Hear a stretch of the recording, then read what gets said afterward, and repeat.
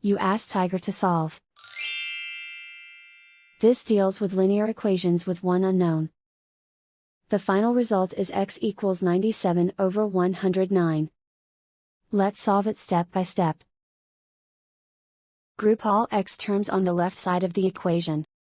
Subtract 103x from both sides. Group like terms. Simplify the arithmetic.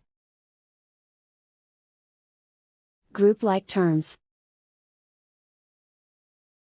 Simplify the arithmetic.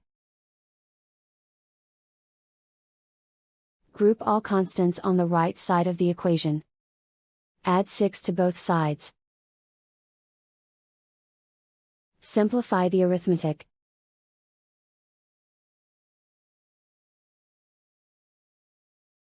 Isolate the x.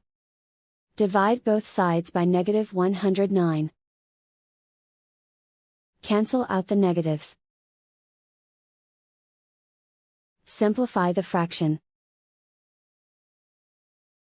Cancel out the negatives. And so the final result is x equals 97 over 109.